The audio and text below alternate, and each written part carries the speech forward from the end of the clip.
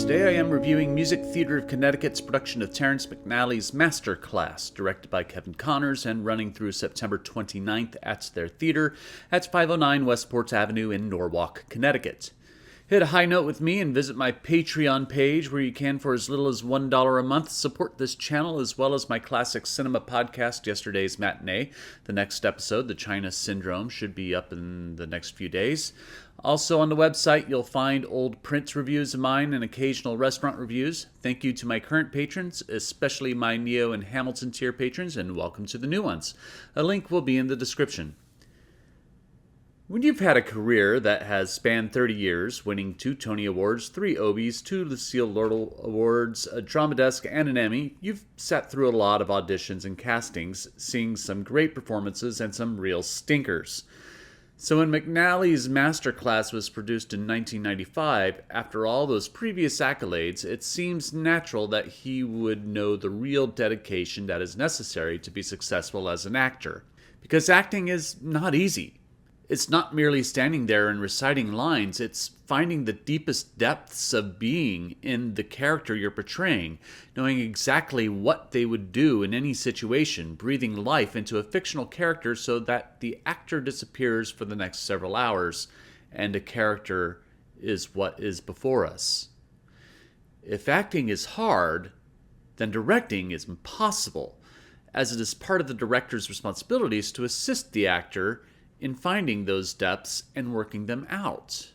This goes into a problem that I hear time and again from the theater world, that directors are losing their gumption to push actors into giving their best work anymore at risk of offending them or hurting their feelings.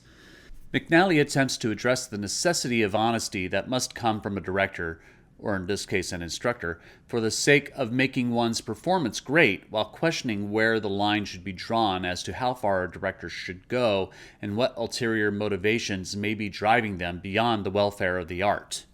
Inspired by actual masterclasses that acclaimed opera star Maria Callas conducted in 1971 and 72 at Juilliard, McNally creates a degree of separation by utilizing opera as the medium instead of theater, but still hitting the themes on what it takes to be the best in your craft. Callas, here played with marvelous grandeur by Irene Glezos, has lost her ability to sing at this point in her career, and she has less than a handful of years left to live. She is holding a masterclass in a recital hall, and we are the audience to the class. Over the course of the play, 3 aspiring professional opera performers are adjudicated by Callas, who she, one by one, guides them with a tongue sharper than a tungsten needle as she critiques their performances, breaking them down like a Marine Corps drill sergeant. It's sometimes brutal, but it's truth that she feels needs to be said at risk of these students believing they're better than they are. She's Maria Callas. If she says anything but her honest truth, these students will fail in their careers, believing they are better than they are because Callas said they were. Paralleling the story is Callas's reflections that she has with the audience. It's McNally's bittersweet biography of hers. As a student sings, she'll turn to the audience, recounting her own performance in the opera that is being sung at the moment, the circumstances of her life that surrounded her at the time, including her marriages to Giovanni Meneghini and Aristotle Onassis, her time performing at La Scala, and the end of her career. This infuses a bit of a split personality in the play that some people may not like, preferring to either have had a story about Maria Callas or a story about an acting, or in this case, opera teacher, brutally, honestly critiquing their students. The play runs nearly 2.5 hours, so it wouldn't have been a terrible idea to split it into 2 plays. I think, though, that there's just not enough story to work with to have them be separate. And combining them gives at least one character a bona fide journey in Callas as she struggles with her own mortality and loss of ability while listening to aspiring artists attempt to hone their craft. This self-absorption, delicately balanced by Glezos' performance, risks a sense of her own arrogance compromising her position as an instructor. What is her goal? To help the students get better or make herself feel superior? That is the fine line the play treads, as she teeters one way then the other. It's not that Callas's critiques are ever wrong, it's that she gets in her own way of her students listening to her. Glezos' performance is great. This is her second time performing the role at MTC, the first time being back in 2013. The other performances are a bit more difficult to pinpoint, as the three students, Sophie, played by Emily Solo, Tony, played by Constantine Pappas, and Sharon, played by Heidi Giberson, must act as poor actors to varying degrees, and they all do so fairly well.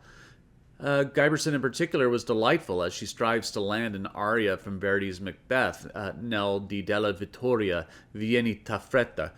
She has to repeat the scene over and over as Callas directs her, coaching her to be more than just a pretty voice on stage. April M. Bartlett's scenic design is simple but effective. The stage feels like a small recital hall, which is good. It's really R.J. Romeo's in lighting and projection design that spotlight the show, as cues are playfully called in response to requests by Callas, and using a projection of the house of La Scala as a powerful moment of Callas recalling her past.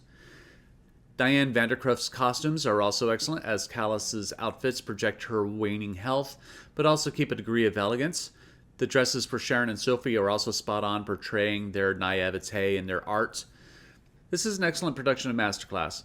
The faults in the show are in McNally's script itself, in that it feels a little overstuffed, as it feels like it tries to embody two otherwise weaker stories into one stronger one. But there is some great work here, especially by the striking Irene Glezos. But I am only one man's opinion, so be sure to leave yours in the comments below. If you'd like to see Masterclass, I'll leave a link in the description. Also in the description will be a link to my Patreon page, as well as my various social media, where you can support my work. You can also support me by liking, sharing, and subscribing, and click the notification bell to be alerted to future reviews. My next review will be Your Good Man Charlie Brown at Sharon Playhouse. Thank you for watching, and I will see you at the theater.